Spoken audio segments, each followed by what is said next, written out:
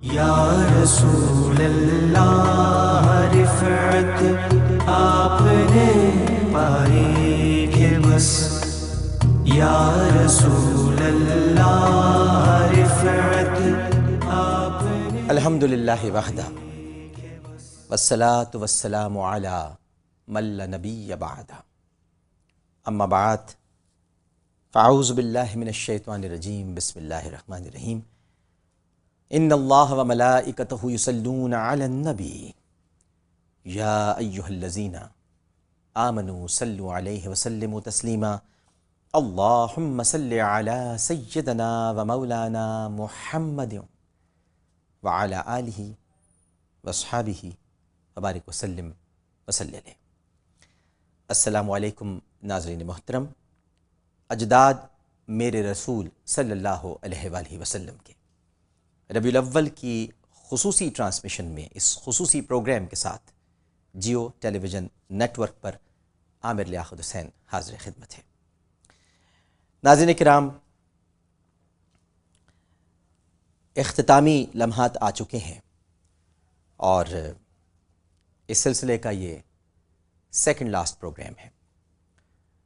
انشاءاللہ کل جو ہماری خصوصی ٹرانسمیشن ہوگی دوپہر 12 بجے سے انشاءاللہ رات 12 بجے تک، اس دوران ہم اس موضوع کو مکمل کریں گے، اور آج تھوڑی بہت گفتگو مزید ہوگی کیونکہ آج کا دن بھی بڑا محترم ہے، بڑا اہم ہے، کیونکہ آج مغرب کے بعد ناظرین محترم 12 ربیع الاول کی ساعتیں بہت قریب آ جائیں گی، کیونکہ یہ 12ویں شب ہوگی جسے ہم جشن صبح بہاراں کہتے ہیں، اور میں آج آپ کا منتظر رہوں گا داتا دربار میں۔ آج سب کو دعوت کی شرکت عام ہے، آج سب کو دعوت عام ہم دے رہے ہیں، کیونکہ آج نبی کریم صلی اللہ علیہ وآلہ وسلم کی ولادت کا تذکرہ ہوگا۔ آج نبی کریم صلی اللہ علیہ وآلہ وسلم کے شمائل، خصائل اور خصائص پر گفتگو ہوگی۔ آج بہت ساری اہم باتیں میں آپ سے کروں گا، تو انشاءاللہ دعوت عام ہے۔ خواتین کے لیے پردے کا انتہائی خاص اہتمام کیا گیا ہے۔ ویسے بھی داتا دربار ہے، حضرت علی ہجویری رحمہ اللہ تعالی کی درگاہ ہے، اور اس درگاہ کے احاطے میں مسجد کے پاس ہم نبی کریم صلی اللہ علیہ وآلہ وسلم کی مدح سرائی کریں گے، لیکن اس سے کہیں پہلے اللہ سبحانہ و تعالی کا ذکر، تلاوت قرآن پاک، حمد باری تعالی، نعتوں کا نذرانہ، پھر گفتگو آپ سے، اور پھر انشاءاللہ ہم سب مل کر پاکستان کے لیے، اس کی سلامتی کے لیے دعائیں بھی کریں گے۔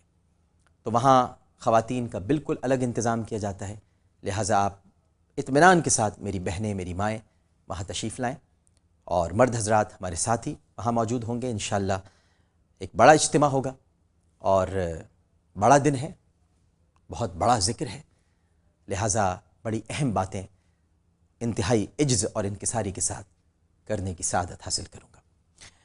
پروگرام کی طرف آتے ہیں۔ کل جب میں نے گفتگو کا اختتام کیا تھا تو آپ کو یاد ہوگا ہم ابراہہ کی لشکر کشی کی طرف، یعنی جو اس نے کعبۃ اللہ پر، اس ناہنجار، اس نابکار، اس مردود نے جو حملہ کیا، اس کا ہم آپ کے سامنے تذکرہ کرنے والے ہیں۔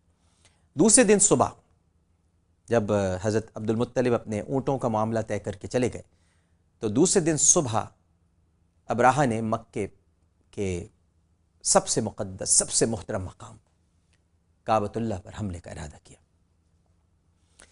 اس کا ایک ہاتھی تھا۔ اچھا، کتابوں میں آج میں آپ کو ایک بات بتاؤں، کتابوں میں اس کا نام محمود ہے۔ محمود اس لیے کہتے ہیں، پیر کرم شاہ ازہری صاحب نے بہت خوبصورت اس کی تعویلات بھی پیش کی ہیں۔ اصل میں جو لوگ ظاہر ہے کہ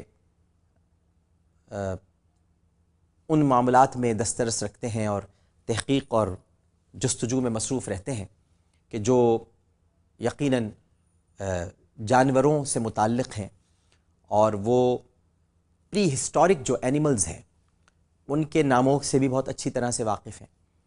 تو اس زمانے میں جو ہاتھی ہوتے تھے ان کو میمت کہا جاتا تھا۔ میمت بہت ہی عظیم الجثہ جانور کو کہتے ہیں، جو بہت ہی عظیم الجثہ بھی ہو اور قوی الجثہ بھی ہو۔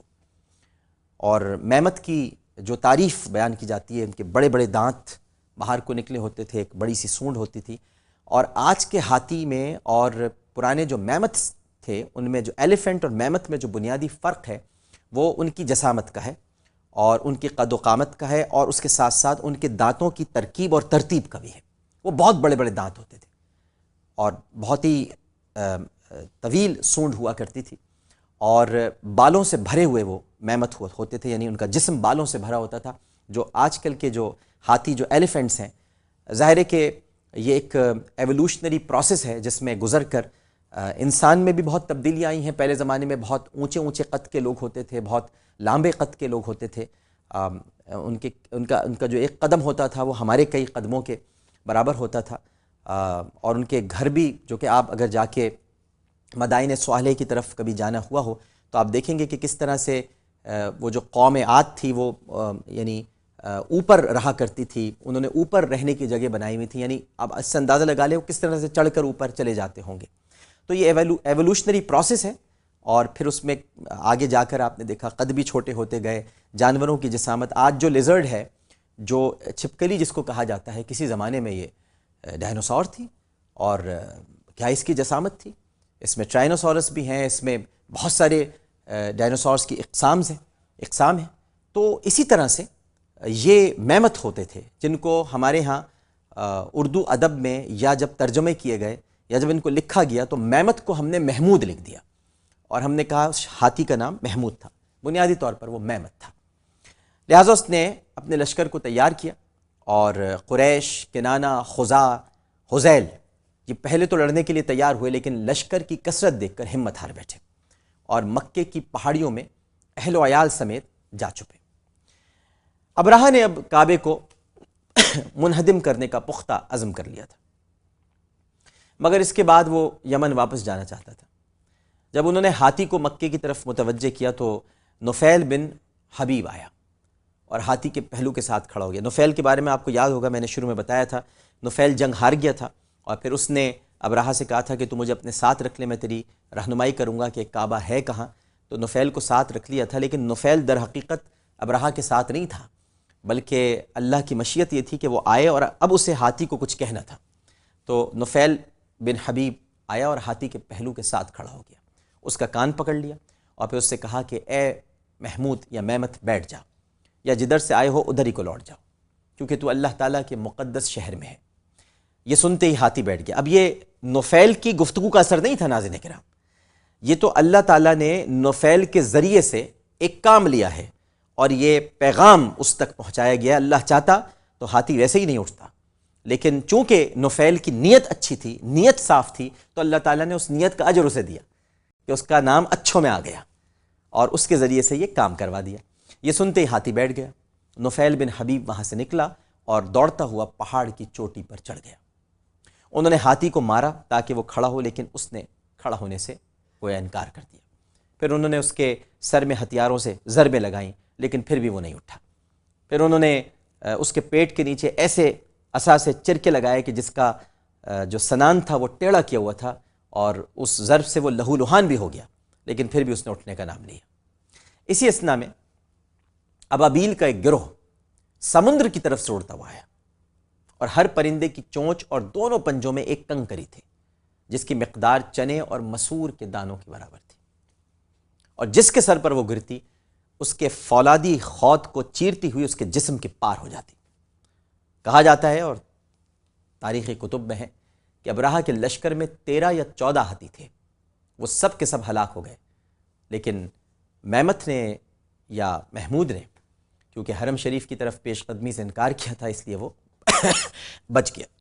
اور پھر تاریخی حوالوں سے یہ بھی پتہ چلتا ہے کہ اسی میمت سے یا اسی ہاتھی سے پھر ہاتھیوں کی ایک نسل پروان چڑھی، اور پھر ایوولوشنری پروسیس میں وہ آج جو آپ ہاتھی دیکھتے ہیں یہ اسی بچ جانے والے میمت کی اولاد میں سے۔ یہ ایک واقعہ ہے، اس پر تحقیق کی جا سکتی ہے اور اس پہ ریسرچ ہونی چاہیے، لیکن چونکہ مختلف کتب میں آتا ہے لہٰذا ہم اپنی مائتھولوجی کے ذریعے اور اپنے عقیدے کے مطابق اس کو بیان کر رہے ہیں۔ ممکن ہے کہ سائنس کچھ اور کہتی ہو، ہاتھیوں کی نسل کسی اور طرح سے بھی بڑی ہو، اس میں ہم سائنسی استدلال میں نہیں پڑھتے، لیکن ایک مائتھولوجی ہوتی ہے، ایک عقیدہ ہوتا ہے اور کچھ روایات ہوتی ہیں، وہ ہم آپ کے سامنے بیان کر رہے ہیں۔ ابرہہ کی حالت ناظرین محترم بڑی قابل رحم تھی، اور اس کے لشکر کے سپاہی اس کو لے کر وہاں سے بھاگے، لیکن راستے میں اس کا انگ انگ گل گل کر گرنے لگا، کیونکہ اس کے جسم میں پیپ سرایت کر گئی تھی، پیپ جس سے بڑی بھیانک بدبو آتی تھی، اور اس کے لشکری اس کو لے کر جب صنعاء پہنچے تو وہ پرندے کے ایک چوزے کی طرح تھا، لیکن مرنے سے پہلے اس کا سینہ پھٹا، اس کا دل باہر نکلا، اور اس طرح وہ ایک اذیت ناک موت سے دوچار ہوا۔ اب چونکہ ابرہہ ہاتھی پر سوار تھا اور اہل عرب نے اس سے قبل ہاتھی نہیں دیکھا تھا، اور اس لیے کہ اللہ تعالیٰ نے بڑے بڑے ہاتھیوں کو چھوٹے چھوٹے پرندوں کی ننھی ننھی کنکریوں سے تباہ کر کے اپنے گھر کو بچا لیا تھا، اس لیے اس واقعے کو ہاتھی کی طرف منسوب کیا گیا، اور اسی وجہ سے اسے سنِ عام الفیل کہا گیا۔ قرآن مجید میں اس کا ذکر سورہ فیل میں موجود ہے، اور یہ واقعہ یکم محرم یکم عام الفیل کو شاہ ذوالقرنین کے 882 سال بعد پیش آیا۔ ابرہہ کی لشکر کشی اور اس کی تباہی کا واقعہ حضرت عبد المطلب کے زمانے میں پیش آیا، اور یہی وہ مبارک سال ہے جس میں فخر آدم، بلکہ فخر آدم و بنی آدم، حضرت محمد مصطفیٰ صلی اللہ علیہ وآلہ وسلم کی ولادت باسعادت سے انسانیت کے خزاں گزیدہ گلستان میں بہار آئی۔ نبی کریم صلی اللہ علیہ وآلہ وسلم فرماتے ہیں کہ قیامت کے دن حضرت عبد المطلب امت واحد کی حالت میں اٹھیں گے، ان کی شان و شوکت بادشاہوں کی سی ہوگی، اور پیشانی پیغمبروں کی طرح چمکتی ہوگی۔ محدثین فرماتے ہیں کہ عبد المطلب نے زمانے جاہلیت میں بعض طریقے مقرر کیے تھے، اور اللہ تعالیٰ نے انہیں اسلام میں بھی جاری کیا۔ پہلا طریقہ کیا تھا؟ عبد المطلب نے باپوں کی بیویوں کو بیٹوں پر حرام کیا تھا۔ اللہ تعالیٰ نے اسی کے موافق ایک بڑی خوبصورت آیت نازل فرمائی، وَلَا تَنْكِحُوا مَا نَكَحَ آبَاؤُكُمْ مِنَ النِّسَاءِ، اور جن عورتوں سے تمہارے باپوں نے نکاح کیا ہے تم ان سے نکاح نہیں کرو۔ اسی طرح جب حضرت عبد المطلب نے چاہے زمزم کھودا تو اس کا نام سقا رکھا، اور اسی کو اللہ نے بھی قرآن میں سقا کہہ کر فرمایا۔ اسی طرح انہوں نے آدمی کے قتل کا خون بہا 100 اونٹ مقرر کیے، اور اللہ تعالیٰ نے وہی طریقہ اسلام میں جاری کیا۔ قریش میں طواف کی تعداد نہیں تھی، عبد المطلب نے 7 شوط طواف مقرر کی، یعنی 7 جب چکر آپ لگا لیتے ہیں تو طواف ہوتا ہے 7 شوط، پہلا شوط، دوسرا شوط، تیسرا شوط، چوتھا شوط، 5واں شوط، چھٹا شوط، اور پھر 7واں شوط، جو کہ آپ جب ختم کرتے ہیں تو ربنا آتنا فی الدنیا حسنہ وفی الآخرۃ حسنہ وقنا عذاب النار وادخلنا الجنۃ مع الابرار یا عزیز یا غفار یا رب العالمین۔ یہ رکن یمانی سے لے کر حجر اسود کے درمیان جب آپ آخری چکر مکمل کرتے ہیں تو یہ دعا آپ پڑھتے ہیں، اور حجر اسود پر پہنچ کر رک جاتے ہیں۔ یہ آخری شوط ہوتا ہے، ہر شوط میں یہی طریقہ کار اختیار کیا جاتا ہے، لیکن جب آخری شوط مکمل ہوتا ہے یعنی 7واں شوط، تو پھر طواف آپ کا کمپلیٹ ہو جاتا ہے۔ اللہ تعالیٰ نے اسی کو اسلام میں بھی جاری کیا۔ حضرت عبد المطلب کے حالات کو میں سید محمود، جو کہ آلوسی جن کو کہا جاتا ہے، سید محمود شکری آلوسی، ان کے ان جملوں میں بیان کر کے ختم کرتا ہوں کہ آپ لکھتے ہیں کہ حضرت عبد المطلب کے چہرے سے نور کی شعائیں نکلتی تھیں، اور آپ کے خد و خال سے خیر و برکت کے آثار نمایاں ہوتے تھے۔ وہ اپنی اولاد کو سرکشی اور ظلم سے منع کرتے تھے، مکارم اخلاق کو اپنانے کی انہیں ترغیب دیتے تھے، اور گھٹیا کاموں سے انہیں روکتے تھے۔ آپ کی دعا ہمیشہ قبول ہوتی تھی، اور آپ نے اپنے اوپر شراب کو حرام کر دیا تھا۔ آپ وہ پہلے شخص ہیں جو غار حرا میں جا کر مصروف عبادت ہوا کرتے تھے۔ جب ماہ رمضان کا چاند دیکھتے تو حرا میں تشریف لے جاتے، مسکینوں کو کھانا کھلاتے۔ آپ کے دسترخوان سے پرندوں اور وحشی درندوں کے لیے بھی خوراک مہیا کی جاتی تھی۔ آپ کے جسم اطہر سے خالص کستوری کی خوشبو آتی تھی۔ قریش کو جب قحط کی مصیبت گھیر لیتی تو وہ آپ کے وسیلے سے بارش طلب کرتے، اور اللہ سبحانہ و تعالی ان کی برکت سے موسلادھار بارش برساتا۔ عبد المطلب کا ذکر ناظرین محترم ابھی آگے بھی آئے گا، کیونکہ آپ کی خوش قسمتی نے آپ کو اس وقت کے لیے زندہ رکھا جب آپ کے عظیم پوتے نے جنم لیا اور آپ کو ان کی پرورش کی سعادت بھی حاصل ہوئی۔ لیکن ہم اب آغاز کرتے ہیں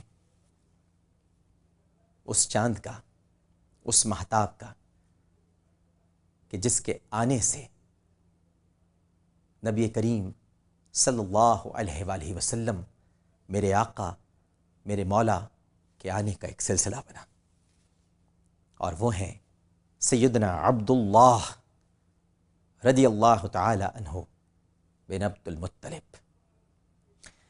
دنیا کا کوئی باپ، کوئی بھی باپ آپ سے زیادہ خوش بخت اور بلند اقبال نہیں۔ آپ اس عظیم ہستی کے باپ ہیں جو باعث تکوین کائنات ہیں، اولین و آخرین انبیاء مرسلین اور ان کی امتیں جس کے فیض سے فیضیاب ہیں، جو شفیع المذنبین ہیں، جو فلک نبوت و رسالت کا آفتاب عالم تاب ہے، جس کے طلوع ہونے کے بعد ہدایت کی روشنی اتنی فراواں ہو گئی کہ اس کے بعد کسی دوسرے نور ہدایت کی ضرورت ہی نہیں رہی، جس نے اپنی شبانہ روز محنت سے انسان کا ٹوٹا ہوا رشتہ اپنے رب سے جوڑ دیا، جس نے دل لوٹ لینے والی اپنی معصوم اداؤں سے اور دل لبھانے والی اپنی میٹھی میٹھی باتوں سے انسان کے دل میں اللہ سبحانہ و تعالی کی سچی محبت کا چراغ روشن کیا، جس نے اپنی نگاہ کرم سے جاں بلب انسانیت کو حیات جاوداں سے بہرور کیا۔ ایسی بے مثال اور بے نظیر ہستی کے باپ کا نام عبداللہ ہے۔ ناظرین کرام، جی تو چاہتا ہے کہ اب گفتگو رکے نہیں، ہوتی رہے، کیونکہ حضرت عبداللہ کا تذکرہ شروع ہو گیا ہے، لیکن انشاءاللہ کل ہم اس ذکر کو طویل کریں گے، اور میں اس تانے سے گفتگو کا آغاز کروں گا جو عدی بن نوفل نے ایک مرتبہ عبد المطلب کو دیا تھا، اور پھر آپ کو معلوم ہوگا کہ اس تانے کا جواب اللہ سبحانہ و تعالی نے کیا دیا۔ فی الوقت ہم گفتگو یہیں پر ختم کرتے ہیں۔ اجداد میرے رسول صلی اللہ علیہ وآلہ وسلم کے عامر لیاقت حسین کو اجازت دیجیے، میں آپ کا منتظر رہوں گا۔ ناظرین کرام، اب سے کچھ دیر کے بعد آپ اپنے ٹیلی ویژن سیٹس کو 10 بجے کے بعد سے آن کر لیجیے گا، اور انشاءاللہ بہت اچھی اچھی نعتیں بھی آپ کو سننے کو ملیں گی، اور میرا خصوصی خطاب بھی آپ سن پائیں گے، اور اس کے بعد ہم دعا کریں گے۔ آج دعوت عام ہے سب کو داتا دربار میں، علی ہجویری کی بارگاہ میں، جہاں ہم سب لوگ جمع ہو کر، کیونکہ وہ سب سے بڑے عاشق ہیں اللہ کے رسول صلی اللہ علیہ وآلہ وسلم کے، اولیاء کرام میں ایک ایسا عشق رکھتے ہیں کہ جس کی کوئی نظیر نہیں ہے، ہم انہی کے عشق کو وسیلہ بنا کر اپنے عشق کا اظہار ان کے دربار سے کریں گے، اللہ سبحانہ و تعالی اور اس کے حبیب صلی اللہ علیہ وآلہ وسلم کی بارگاہ میں۔ انشاءاللہ 10 بجے سے ہماری یہ خصوصی نشریات شروع ہو جائیں گی، جن کا نام ہے جشن صبح بہاراں۔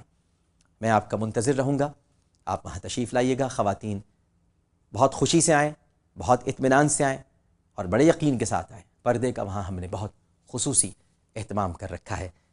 سب مل کر انشاءاللہ فجر سے پہلے دعا بھی کریں گے۔ اللہم صلی علی سیدنا و مولانا محمد وعلی آلہ وصحبہ وبارک وسلم وصلی علیہ۔ عامر لیاقت حسین کو اجازت دیجیے، انشاءاللہ کل اسی وقت اسی چینل پر اسی پروگرام کے ساتھ دوبارہ حاضر ہوں گے۔ اللہ حافظ۔ یا رسول اللہ رفعت آپ نے پائی کہ بس، یا رسول اللہ رفعت آپ نے پائی کہ بس۔